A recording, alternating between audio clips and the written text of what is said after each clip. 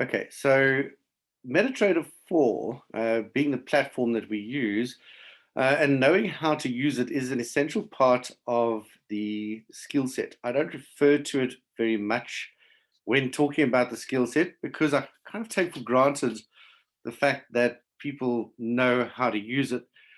But I have discovered over time, as more and more people certainly have joined the academy as well, that there are quite a few people who don't know how to use it properly, first of all. And secondly, even if you do know how to use it, you don't really know what many of the shortcuts are to help make your life easier. So we're going to talk about some of those today. It's not going to be absolutely comprehensive because it is quite an extensive topic. If there is anything else that you would like to know that comes out of today's discussion, then always feel free to go and look it up on YouTube. It has got thousands and thousands of hours worth of training on the use of the MetaTrader platform. So make sure that you use that resource.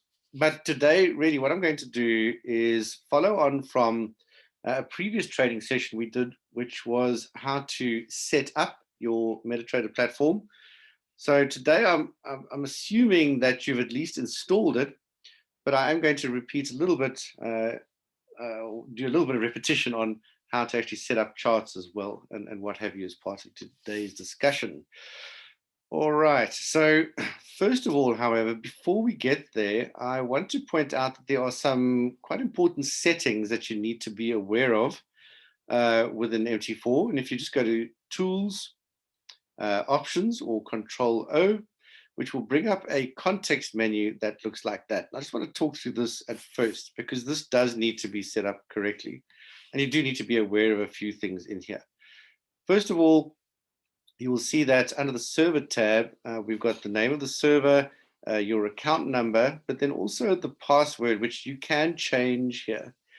Now, especially if you're using a funded account, then you shouldn't do that because people need to have access to it to check your trading statement. So please don't do that. But if you do need to change your password at any point in time, that's how you do it. You can also change the investor password. So the investor password, by the way, is a password that will give somebody view-only access on your account. Whereas obviously the main password will give you or whoever full access, including trading access on your account.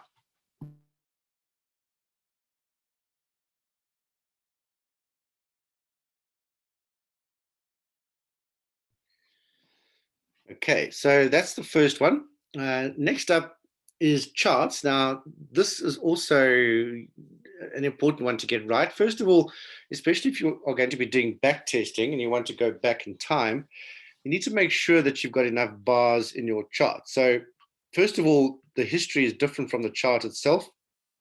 So you need to have relatively big numbers in here if you want to go back far enough. But there is a side effect to that in that it does take up memory as well. So if your device, your computer, whatever it is that you use, doesn't have a huge amount of memory, then you need to just keep these numbers a bit lower as well.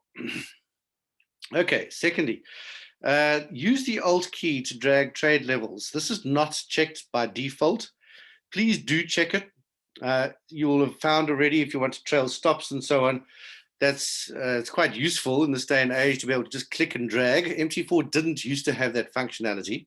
So it's really nice that we do have it now and certainly have had for about, I don't know, 7, 8 years. But yeah, so make sure that's checked. The reason for that is when you're busy drawing stuff on your chart, it is possible, and it will happen sooner or later, that you will accidentally click on a trade level and drag that instead of the tool that you're looking to drag. So by having this checked, it means that you need to hold the Alt key down to drag a trade level, which means that you can't drag them by accident. Also, you want to show the ask line. That's quite important because then you can see the spread on your chart visually. Personally, I don't like to have period separators. It's up to you if you want that, doesn't really matter. But that's the most important stuff on that one. Under objects, What's interesting here, I suppose the only thing that you really need to be aware of, first of all, is the single mouse click option. I like that. I like to select objects with just one click or one tap. By default, however, you need to double click on something to select it. It takes a bit of getting used to if you do change it. But in any case, whatever you prefer, the sensitivity of things to snap to points on the chart, like a high or low, is adjusted here as well. And it's adjusted in pixel terms. So if you want it to be more sensitive, then you increase that number. If you want it to be less sensitive, you decrease that number. Under trade, there's a very, very important thing to keep unchecked over here. One-click trading. Very often when you start using MT4, it will bring up an agreement or a disclaimer that you need to agree to, whereby it's saying that you understand that by doing one-click trading, if you lose money based on that, it's not their fault. And there's a good reason for them to do that. And that is that you probably are going to make mistakes if you use that. Please do not use one-click trading. It's completely unnecessary. It's just not for good trading. It really isn't. No sensible trader will have one-click trading activated. If you've done it by mistake and you do have one-click trading activated, this is where you will deactivate it. You'll see if I click on it there, or if I check that box, this is the disclaimer that pops up. You do not want to have that. Okay, so just click cancel. And if you've done it before, please uncheck that box. All right, so those are the most important things. Expert advisors, you don't need to worry about. Notifications, likewise. None of the other stuff is important for our purposes here at all. But these first few tabs, first 4 tabs, actually are important, particularly that one-click trading. All right, so please make sure that you set that up first. Very, very important. Okay, so having done that, then I won't reiterate everything that you need to do when you install a new platform. What I will talk about again, however, is how to set up a template. Now, to do that, I'm going to start with an absolutely raw chart. So on the left here, you'll see it says create new chart. I'm just going to click on that. I'm just going to select Euro USD. And this is the basic chart that MT4 will pop up whenever you open up a brand new chart. To customize this chart, all you do is you right click on any blank part of it and go down to properties, or alternatively, as you can see, you hit F8, and that'll bring up the chart customization context menu. You'll see that there's 2 tabs. On the left are colors, and you can literally customize the look and feel of your chart to your heart's content with that. Personally, I just like the black on white, as you know, and I don't get too fussed about anything else. And I move on to the common tab. When using this, we like to have chart shift, and of course there are also buttons up here for that. So the button at the top here is actually, that's chart auto scroll, and that's chart shift. So you'll find that in MT4 there's several places to do the same thing, and several ways very often to do the same thing. I like candlesticks, as you know. There's show ask line again. I don't know why that's not there, but in any case, I don't like the period separators, and I don't like the grid. So volumes, by the way, I think is pointless in currency trading because we don't have a centralized exchange. All right, so click OK, and Bob's your uncle. So I'm just going to go to daily, and that obviously, I'm sure you know already, is how you change the time frames that you're looking at. And then I'm going to expand it. So obviously we can use the plus and minus over here, but I likewise can use the plus and minus keys on my keyboard, okay, to do that. So that's all well and good. I've already shown you the chart auto scroll and the indents. So this one over here, you can see it indents the right-hand side of the chart, or pushes it further to the left. I like to have a little gap there to work with. Okay, so there is a blank chart. Now, the next thing I want to do is install the only indicator I'm really interested in, which of course is our average true range. And we've had a few questions on this recently. So here you have the install indicator button. There are other ways to do it. You can go insert, indicators, all gives you exactly the same thing at the end of the day. And I want average true range. These 6 over here are simply the first ones in alphanumeric order or alphabetical order. So if you want to see all of them, they have been categorized in these 5 different categories. So trend-based indicators, here you can see the different ones that you could use. Oscillators, which includes the ATR, volumes, Bill Williams, that's a whole story behind that as well. And then all of our custom indicators, which includes our position size calculator that we spoke about before. Okay, so I want to add the ATR, so I'm just going to do it the hard way. There you go, average true range. Now, this is a daily chart. On the daily, we use a setting of 21. I'm just going to click OK, and there it is. I'm going to scratch it down because I like to have as much real estate for my chart as possible. And if I need to look at the number, well, today's ATR will show itself over here, the bottom left-hand corner. But in reality, I'm most interested in the ATR at different points on the chart, and I'll show you how we can get that in a second. All right, so that's how we get a basic chart, clean price action chart template set up and ready to roll and be applied to all of our trading instruments and timeframes. But to make your life easier, so you don't have to reinvent the wheel every time, I suggest you save it as a template. And there's a few ways of doing that. One of these is template, that's profiles, shows you how often I use the top over here. Anyway, one of it, maybe it's that one. Nope, yes, templates, there we go. Either you can click on that, or you right click anywhere on the chart. And by the way, that's what I find very useful, is just right clicking on a blank part of the chart, and it brings up this awesome context menu, which includes things like timeframes. So if you don't want to use the time frame, change it at the top up here. You can do it here.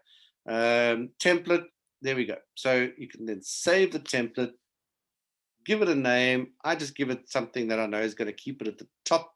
I don't really care about these other ones, quite frankly. I could actually delete them quite happily. But using a hash or cedilla or a number will make sure that the one that I've saved is at the top. So you can see I've actually already done that. And then next time I want to open up a blank chart, I just go right click, or obviously up here, template. Move that out the way. There's my cedilla. Bob's your uncle. Still on the H1 time frame, so we still need to adjust the time frame.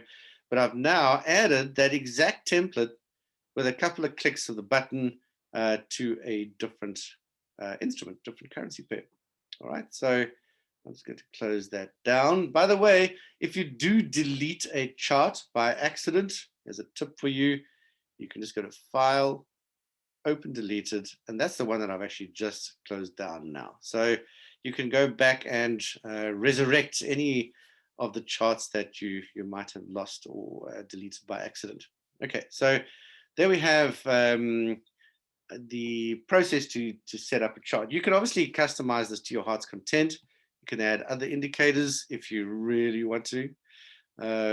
So now and again, you'll see me show, oops, I beg your pardon, the moving average. I have a soft spot for the 55 exponential moving average applied to close. So by the way, while we're talking about this, you'll notice that there is a context menu that comes up for changing the parameters of the settings and parameters of any tool or indicator at all. And what I've just brought up now, and I'm adding a new one, is that exact thing. So parameters here, I've just changed the period for this EMA to 55 exponential moving average, which means it's going to be looking at the last 55 candles. It actually includes the current candle. Shift is 0. If I wanted to move the positioning of any indicator horizontally, that's what the shift would be for. That does come, can be useful with things like clouds, and in fact the clouds actually have that built in already, or Dodge channels, etc. So I wouldn't really fuss about it though. In fact, I wouldn't fuss about indicators generally, as you know. So you could change the look and feel of it, dotted, dashed, how thick you want the line to be, etc. So there it is. Just popped it in there. One of the interesting things about the 55 EMA I found is that it very often coincides very closely to the end of a phase 2 on the next higher time frame. So in other words, if price comes back on, let's say, the daily time frame and bounces off of the 55 EMA, very often that will be the end of a phase 2 on the weekly time frame. So have a look at that. You can see how often 55 EMA is in fact respected here. So this is just random. I mean, I just applied this randomly to the Euro USD daily time frame. Yeah, so I have built strategies around that in the past, but it's another one of those things, to be honest with you, that I've actually discarded over time. Not entirely, not entirely. It's certainly very useful for lower time frame trading if you want to get into that, but that's a completely different topic. All right, so my point being here, though, that we have all of these indicators available, and that's how you would apply them to a chart. So to get rid of it, I'm doing it the hard way. I just right-click on it, and you can see that there's the option to either amend its properties or to delete it altogether. If I wanted to, I could go to the indicators list to bring up all the indicators. Let's look at that. And you'll see there's only two, which you know already, the ATR and the moving average that I've just applied, which I'm just going to now delete. There it's gone. Okay, so that's how you can play around with your chart. Feel free to do so. You can't break it, so that's fine. It's good to test things like that just to get a look and feel for what's available and what's possible. But coming back to what we do as pure price action traders, effectively, the next thing to do is to learn how to use some of the tools that you have available. Now, the drawing tools are in this little menu section at the top, and you can move it around, of course. I'm sure you know that already, that this is customizable. You can even pull it out, undock it, but it doesn't have much in here. I'm sure you'll agree with me, but these are the ones that I actually use most of the time. Including the Fibonacci retracement levels. So if I wanted to customize this, all I need to do is right click on any one of them and drop down to customize. But by the way, by right clicking on it, you can see that I can deselect some of these other little menu items that are at the top here as well. So for instance, time frames, there it is. If I deselect that, time frames disappears. It's gone. Yeah. So I can just bring it back, however, by reselecting it. So there you have it.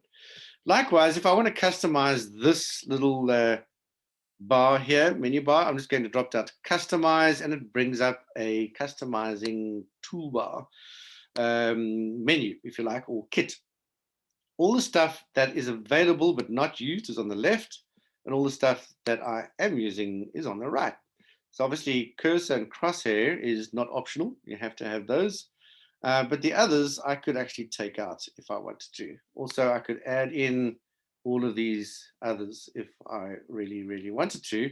But to be honest with you, with a possible exception of triangles for advanced harmonic patterns, and also quite useful, by the way, for WM patterns, which is part of that whole story. The triangle can be quite useful to have up there. There's all sorts of Fibonacci stuff, which is something that we're going to be getting into our advanced trading section in the future, including Gann lines and what have you. But really and truly, even when it comes to channels, I find that there's easier ways to do it. Okay, but at least now you know how to change it. All right, so if also I wanted to move Fibonacci, I actually don't. I want Fibonacci down the bottom. So I can change its positioning here on the toolbar. Rectangle, we could move down one as well. Okay, so that'll do. Just going to dock it again. Right, so now having said that, what do we do with these? Well, first of all, let's start with our crosshair. And although I know most of you know this, it's important for me to include this in this training session. All right, so the crosshair is very useful, and you can obviously select it there. You can also select it by clicking Control F on your keyboard to bring it up, especially easier if you don't have a mouse, because on a normal mouse, instead of a touchpad, you can also right-click on your mouse when you're on the screen, and by right-clicking, it will also or is it the middle button? I beg your pardon, because I'm actually using a mouse pad now. But it might be the middle button. Test it out, test it out. In any case, that will bring up that crosshair. Much easier than having to go up here all the time. It's a real pain, to be honest with you, to continually have to go up to your tool bar up here, which is one of the reasons why you might also want to undock it temporarily, but then you're still going to have to move it around. That's a bit painful. In any case, I'm going to show you a few ways now to avoid having to spend time continually having to navigate your mouse cursor up to that bar, which when you're doing a lot of technical analysis is very useful.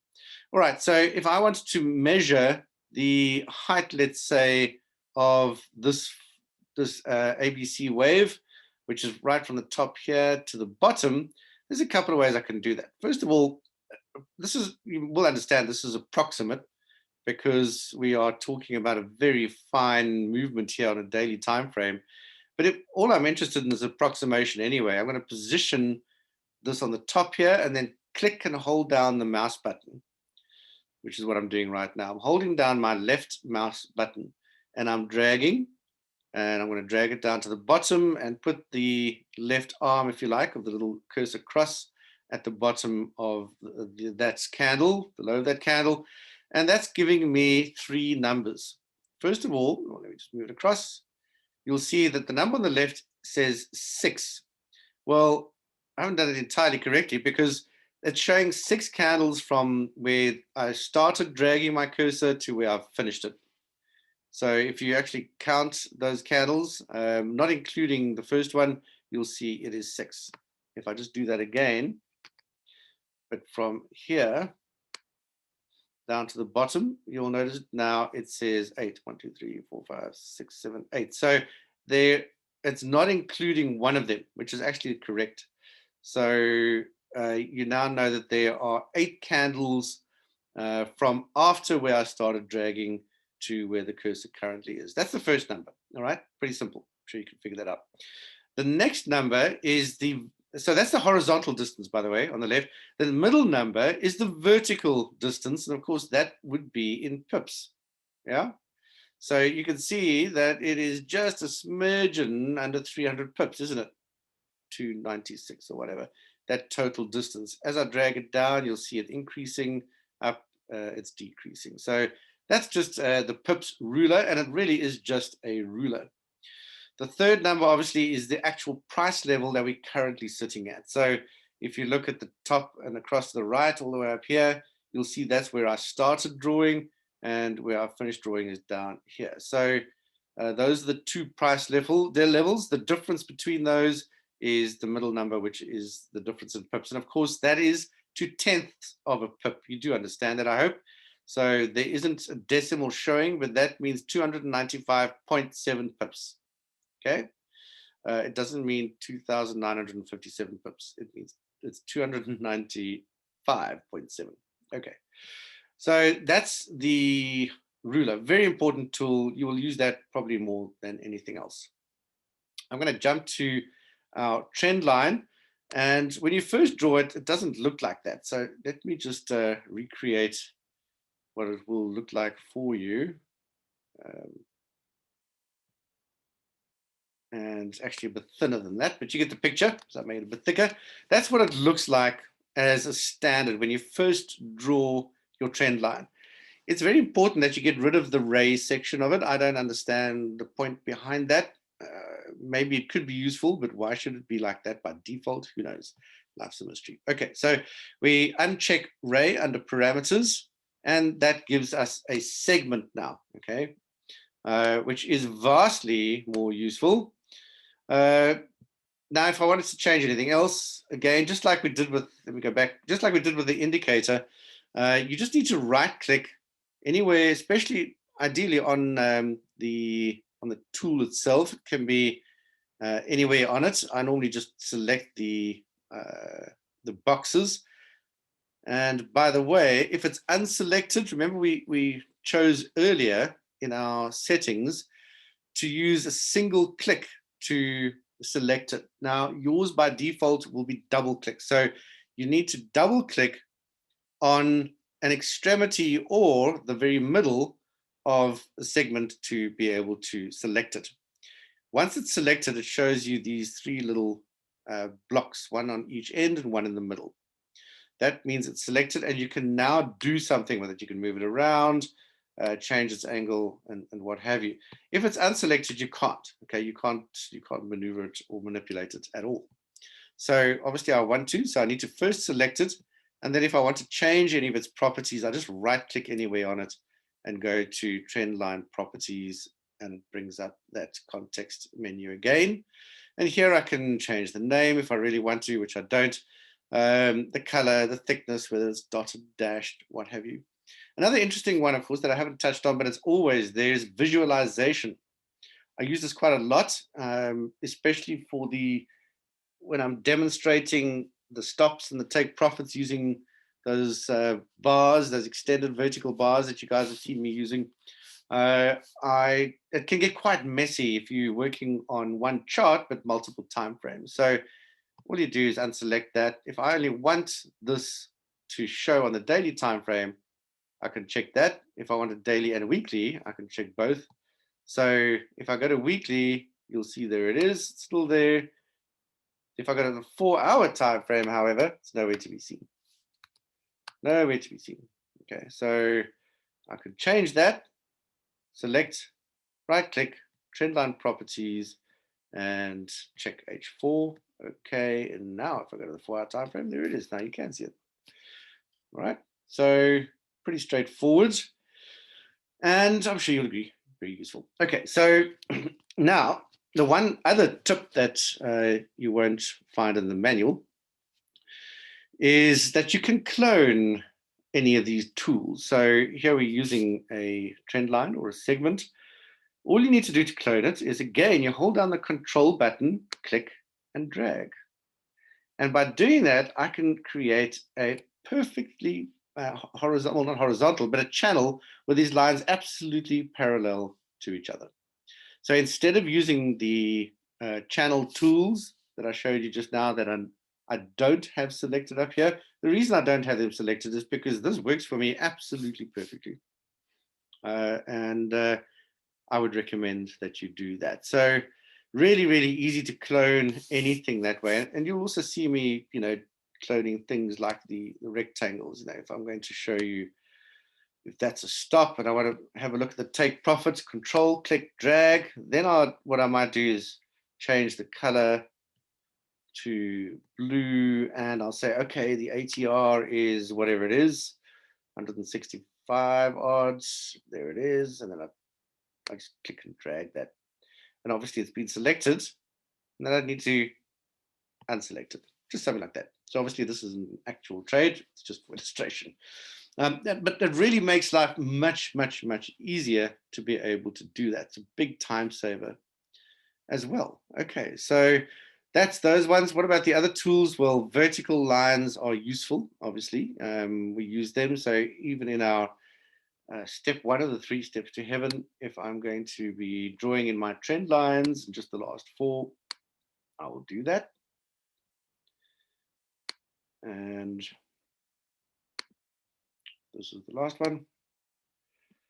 Right, so I want to have a look at the reference points for my 4-wave channel, HDC channel.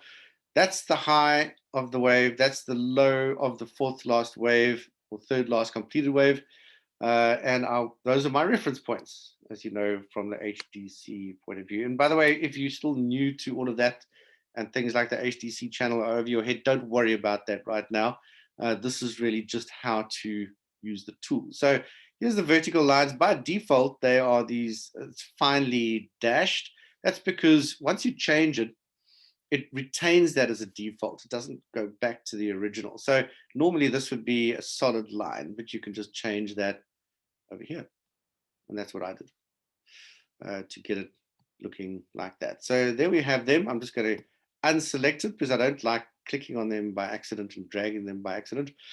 And then I want to create my HDC channel. So what I'm doing here is getting a rectangle, which is not there by default. That's why you need to customize that. Click and drag. I want to use the 13 candle, which is 13 plus 1, remember. I don't like the color, so right click, rectangle properties, and we're going to make it red. As you know, I like the red ones. I like those blue, but in any case, and because it's selected, I can move it around. Top, control, click, drag to clone. I'll move it down to the bottom. There it is. There's our 13 candle HDC channel. So it's not difficult. Obviously, if you don't know how to do it, then it makes life a lot more difficult. But like anything that's practical, you need to practice doing this yourself in order for it to come naturally.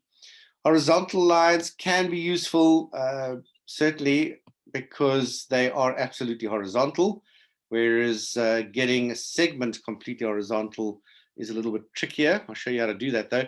The problem, of course, with these horizontal lines is they go into infinity, left and right. So I don't like that. I like to have things that are horizontal but limited in distance. If I need something that's infinitely long, then fine. Now, if we go up to the monthly time frame, there it is. You know, you can see it just goes all the way back. That's our horizontal line, and that's fine, I suppose. For a line that's horizontal but limited in scope, well, you can see that's what I'm using the rectangles for. You know, it's a thin rectangle. That's all it is. Very easy to draw lines that way. And I'm quite pedantic. I have OCD apparently about these things. So I do like them to look exactly the same, and that's why I like to clone them.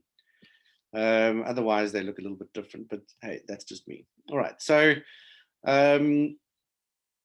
another way of getting a horizontal line is with the segments, just so you know how. It's a bit more of a mission. You know, you can say, oh, well, oops, I'll come back to that in a second. But, you know, oh, you struggle. Is it horizontal? Isn't it? Oh, it looks pretty good. To get it exactly horizontal, select it, properties, go to the parameters section, just copy one of these. And I'm just going Control C and then paste it, Control V. Well, now it's definitely horizontal. It's just getting the price level of the two ends exactly the same. But and that would work, I guess, but that's easier using the rectangles. Right, so those are your drawing tools, guys. I don't think there's too much to that. Again, just like with anything, it's worth practicing the stuff. When we get to Fibonacci, we'll talk a little bit about customizing that a little bit more extensively. But for the purposes of today's training, we don't need to worry about that. So apart from that, then, in terms of the other things that I wanted to show you is where you can get information that you need, okay? Or else where you can also do the same thing in a slightly different way or what have you. All right, to do that, we're going to talk about some of these buttons at the top here. First of all, you've seen me use the data window. I'm going to talk about that one first. The data window looks like a little telescopic sight. The data window will have data in it that relates to everything that's on the chart. Now, obviously, by default, you will have the date, the open, high, low, and close of each candle. It does show the volume as well by default, bearing in mind that that's just the broker's volume. And any indicators that you have, and of course, I've only got the one. If you had any other indicator, that would also show up here in terms of its value. Now, these values refer to specific points on the chart, horizontally, obviously. So you can see how the ATR changes over time. That's what makes it very useful. It's a measure of volatility of the instrument in the recent past. How recent? Well, 21 days. I like to use the 30 ATR for the 4-hour time frame and the 13 ATR for the weekly time frame, and of course 21 for daily. That's personal preference. It's practical in many ways as well. It's like a good middle ground for many things, and corresponds largely not only to Fibonacci, the Fibonacci sequence, but also to things like the fact that there's on average about 21 trading days in a month, or there's 13 weeks in a quarter. There are 30 H4 candles in a week. It's not quite a fib number, close, but not quite. But nevertheless, it's good enough. I like the practical side of that. You can make it a fib number, though, if you really wanted to push it up to 34, it's fine. Okay, so that is the data window. Very useful. Just one quick side note on this. I'm sure you've noticed at the bottom of your screen, it does replicate the default numbers. Yeah, so you can see at the bottom, we've got date, O, H, L, C, and V for volume. So that is also just a quick shortcut if you need to grab those numbers quickly and you don't have the data window up. Next, obviously, is the market watch. This is a list of all the instruments that you've got selected. I did talk about this in our last trading session, but to reiterate it, it's a very useful thing to know about. First of all, the time is the broker time. And you'll notice that now there is an hour's discrepancy between broker time and my local time here in South Africa. So the reason for that, of course, is that New York has gone back to summertime. When they're on daylight savings, these two clocks are in fact perfectly in sync. As I've mentioned before, that's purely coincidental for where I currently am at in the world. It's just the way it is. So don't read too much into that. The fact of the matter is, the end of the currency trading day is 5 p.m. Eastern Standard Time or New York time. That's it. Any broker that tells you different or shows different, you need to bin immediately. I remember, in fact, it's not that many years ago, when I say not that many, like even 5 years ago, many retail brokers did not have the correct time. And you can read into that whatever you like, and you'd probably be right if you thought it was a bad thing. So in any case, most of them now have got that right. The other thing, of course, as I say, is all the instruments for which you are looking at for a feed would need to be in here. It shows you the bid and the ask. The fourth column here is the spread, which isn't there by default. Once again, just right-click anywhere on this in the Market Watch, and you'll see at the bottom here, it gives you that option, and a few others as well. To be honest with you, I'm really not interested in the high-low. In the Market Watch, we can get that elsewhere. And the spread is the main thing that I really want to add. And you can see that, again, this is in tenths of a pip. So if it says 0, it means that right now our spread is 0 pips on Euro USD.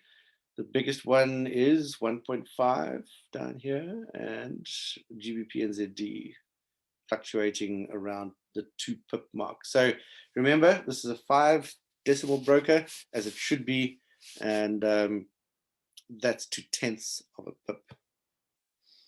Right, let's have a quick look at our questions. Okay, Pino wants me to show you how to use fib retracements. I'll give you a brief introduction to that. It's worth a whole training session on its own, to be honest with you, but I will do that. Okay, so that is the Market Watch. Make sure that you get all of your instruments in order. So this is the is this the correct order? No, it's actually not the correct order. So I like to have things in a very specific order. And in order to get them into that order, what you need to do is click and drag. So Euro GBP, you just click and drag it, and you'll see it. You can slot it into a different order. So it's the same order as what I've got for my profiles, and the profile setup is something that I've shown you guys already. All right, so do that. Make sure it's all in the right order. Make sure you've got everything in there. If you need to deselect or reselect any instruments that aren't there, just right click again, go down to symbols. Under symbols, you'll have, this varies by broker, by the way, as to how many categories you've got. With the valuation accounts and the funded broker, we've only got this limited set of 28 currency pairs, and they're all selected.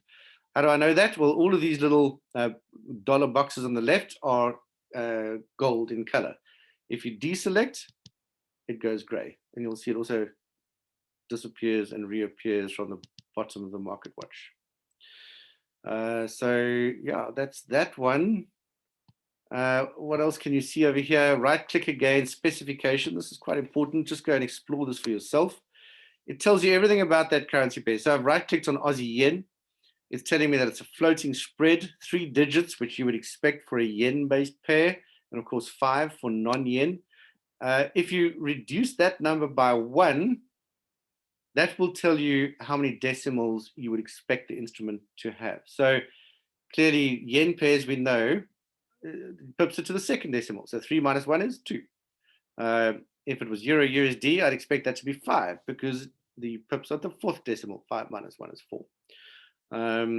Right, so I don't have to worry about most of this, but have a look at it in any case. Make sure that you know how to find what you need when you need it. It tells you minimal volume that you can trade, which we know, which is 1 micro lot. Maximum volume, 1,000 lots. I think that's plenty. $10,000 a pip odd.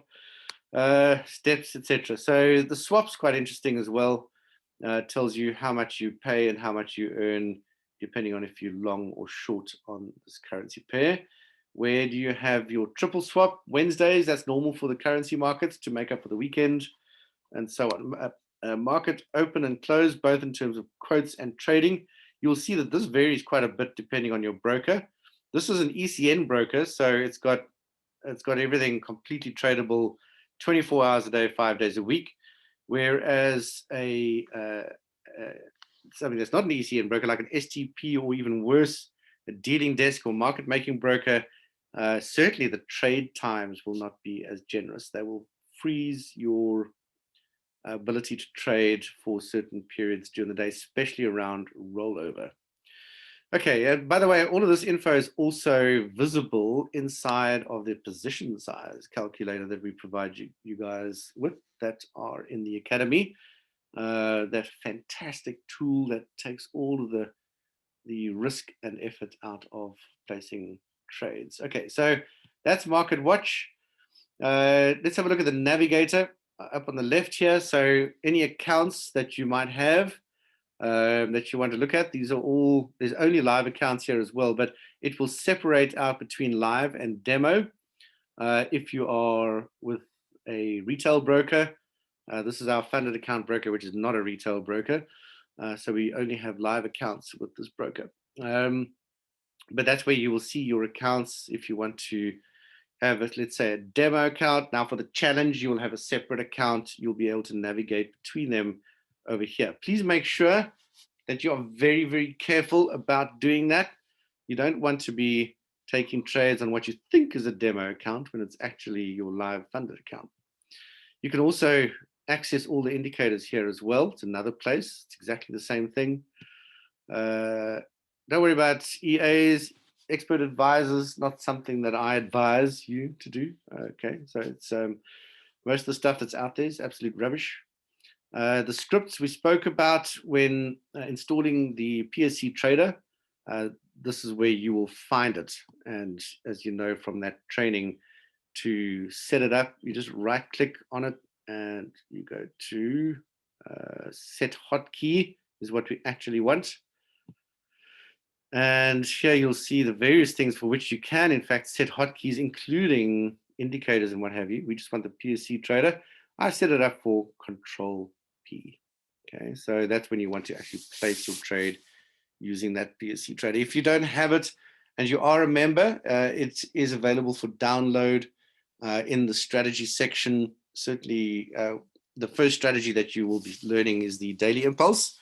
In, I think, section 5 of the Daily Impulse, it has the download for this indicator, as well as additional video training on how to use both the position size calculator and the PSC Trader.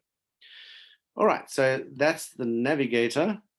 This is quite an important one, obviously, the terminal, where you can actually see what's going on with your trades and your balance. So here's the balance. Here's your equity, which includes open trades. the amount of margin that you've used up, the amount of margin that you have available, which is really just equity minus margin. And here's a percentage level. It's very, very high, obviously. So we never, ever go anywhere close to using up all of our margin. So when people ask me, well, what margin setting should I use with a broker?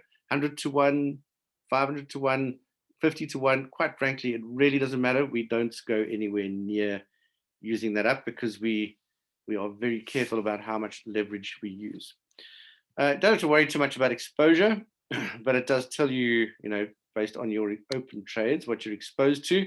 But obviously, it's generally swamped by US dollars because that includes your account balance. Okay.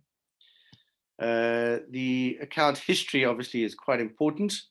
This trade is using advanced targeting, so you'll only see trades being taken out on stop.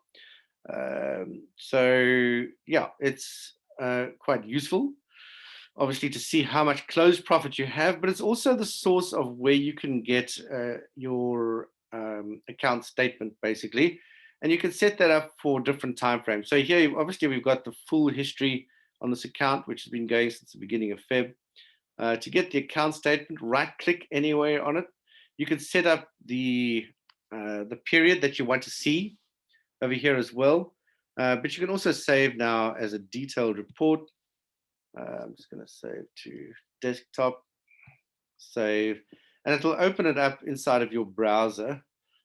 So there you go. So here we have all of the trades that are closed. It'll also show you, obviously, your open trades as well as any orders that haven't yet triggered. And then it'll show you a nice equity curve showing you the performance on your account for the period that you selected. This is the full period for this particular trader. And here you get awesome information, obviously. Total gross profits, gross losses, even gives you the profit factor, which is related to our expectancy, 2.3 to 1.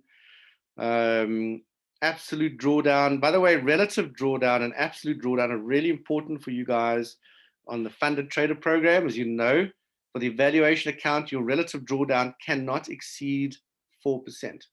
Okay. So obviously this trader isn't anywhere close to that. That would have probably been at this point here. They are well within that and already halfway to achieving their profit target. You can see here as well, total trades taken 32, total number of profitable trades. There we can see the convexity coming through here. There's only less than half of the trades were winners, 43.75%. More than half of the trades were losers. And yet, are we profitable? How are we doing?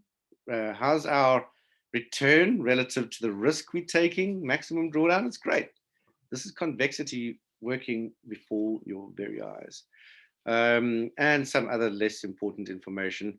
But there were 3 consecutive losses, but only 2 consecutive wins. That's even small. But in a convex strategy, we would expect that number to be smaller than that, as we would across all of these others. All right. So also you can see here our average profitable trade, 38, average loss trade, 12. 3 to 1 plus average reward to risk ratio. Thank you very much. All right. That's how you do that. Okay, I'm just going to close that down. That was in the browser window. Alton, to minimize data window on the chart. So all I'm doing is I'm clicking on these buttons up here. I can also click on the X. It's the same for everything. I've also undocked it, obviously. By default, it might look like that. Same thing for this. You can undock these just by clicking on the little gray blue bar and you click and drag. So that's quite nice. And you can click on the X or you can click on these buttons up here. Right. So let me make sure that I'm covering everything that I wanted to. I think that's most of it. Don't worry about strategy tester here. I'll get to that in a second. Auto trading, by the way, you should keep active. You should have this button pressed in, especially if you are using the position size calculator and the trade placer. The trade placer won't work unless you have that clicked as you can see, it's now been activated. There's other stuff here you really don't need to worry about. The MetaQuotes language center, you don't need to worry about. Don't think about signals and so on and so forth. If you want to tile your windows, I'm not going to do it on this one. Let's just go to caddy. And so, on this device, this laptop, I just keep a single screen up. But if I'm using my other computer, what I have is multiple screens there, and I tile the windows vertically. Window, tile vertically. Unfortunately, this has got 4. I don't really want 4. Let me just get, actually, it's fine. So if I've got 4 screens, I've got 4 different windows here. I just click and I can move this off onto the other screens. So setting that up is a whole nother story. So don't ask me about that now, please. But in any case, if you do have 4 monitors, I could position each one of these charts on a different monitor. But I'm not that interested in doing that right now. So I'm just going to maximize daily. And there we are, back to that. If I need to access the others, obviously here they are on their tabs down at the bottom. Okay, so that's that. Now, to place new orders is something that, as I say, for members, you really should be using the trade placer in conjunction with a position size calculator. Really, really important to do that. But I'm just going to show you where the easiest way is to do that. If I wanted to execute a trade now at market, I would need to be trading a strategy that requires me to do that. What's the easiest way to do that if you're going to do it at market? Well, remember, before you can place a trade, and this is absolutely essential for the funded account program, guys, is when you sign that agreement, part of what you're agreeing to is having your stop loss in place almost immediately. They give you 60 seconds, okay, which is plenty. But one of our guys missed that by a few seconds and they picked it up. So it's not something you want to be doing regularly. And if it's something that you do regularly on the funded account program, it means that you are, in fact, breaking the agreement. You are contravening what you agreed to. The easiest way to place a trade is to right-click somewhere on the chart and go to trading. Remember, we looked at this as a context menu. I'm going to come back to this in our future training as well. But just go to trading, and here you can select what you want. Now, if you're going to have a pending order, well, because I right-clicked on the screen below the current market price, it knows that the only pending orders available at that price level are a sell stop or a buy limit. If I right-click above current price, it will only give me a sell limit or a buy stop. Let me prove that to you. Sell limit, buy stop. Okay, so it knows where I've right-clicked on the chart. You can't do a sell limit below market price. You can't do a buy limit above market price. And the same for stops. Okay, so alternatively, I could go to new order, which would bring up the order ticket. But now I need to, in fact, select the type of order I want. So market execution would be to buy or sell at market. Now you might want to, well, do that if you are opening up a trade, let's say at the start of a new trading candle based on the rules of your strategy. The first thing you need to do, however, is know where your stop is, and you need to put that number in and what your trading volume is. Very, very, very important. Now, obviously, if you're using the position size calculator, which you really should be as an Academy member, then it does all of this for you. You don't need to worry about any of this. This is like manual. But this is where you will be changing these numbers if you are going absolutely manual. Pending orders, you'll see when I select that, I also now need to select which type, and they're the 4 different types, which is, the need to do that is eliminated if I just go right-click and trading. It kind of knows which type is available there. I can also set up alerts. That's pretty simple. I'm sure you can figure that out for yourself. But yeah, it's there's so many tools that are available here on MT4 to make your life easy as far as that's concerned. But placing orders and so on is something that is quite a big topic. Lee's asking where do I find the trade place and position size calculator. I've just mentioned it, Lee. It is in the strategy section, strategy center, both for the daily impulse and when eventually you are ready for it, the H4 impulse. It should be in section 5. You're welcome. Right, so last thing for today then is to have a quick look at the Fibonacci tool. So here it is. Now, when you use it, I just want to change these colors. I don't think you guys will be able to see that very easily. So I've just double-clicked on the diagonal for Fibonacci, which is the dotted line here. And I'm quite happy with that being red, but my fib levels, I prefer to have something a little bit more visible. So let's make it green. There we go. I've also customized this. Actually, no, I haven't customized it on this platform. But this is default. This is absolutely default. We can customize this to our heart's content. You will notice that we've got the retracement levels between 0 and 100. So if I was to, which I have done, position it on this single impulse wave, you'll see that currently the retracement is between the 38.7 and 50% retracement level of this bullish impulse wave. The extensions are below it. So you can see you got 100, then you got 161 extension, 261, etc.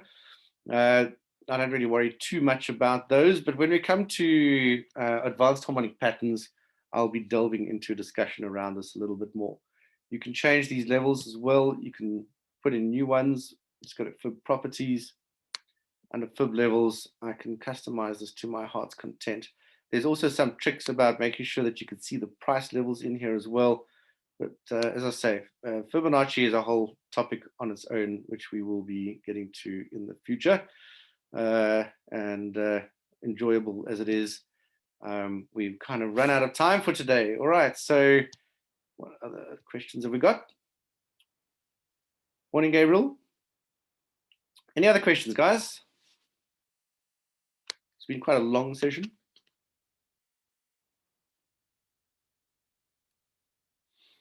All right, so if you do have any questions, and if you're watching this as a recording, please pop your questions into the comments.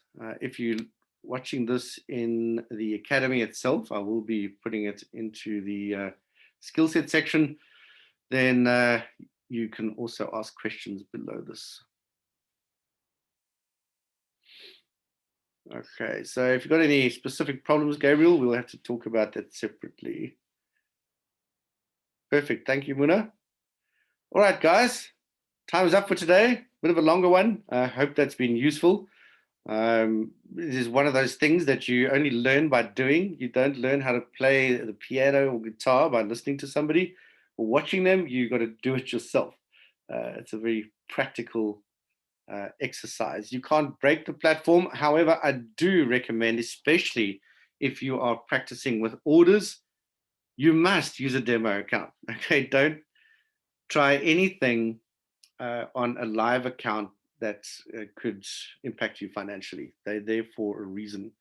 All right, guys, we will be having training inside the academy tomorrow on part 2 of advanced price action technical analysis. So look forward to seeing you guys in there in the morning. And we will keep you building your accounts for the trading challenge. We're only a few days into it at the moment. So it's basically barely started. If you haven't started yet, don't even worry about it. It's absolutely fine. It's very, very early days. You're welcome, Lee. All right, guys, have a great trading day further. I'll chat to you all tomorrow. Bye for now.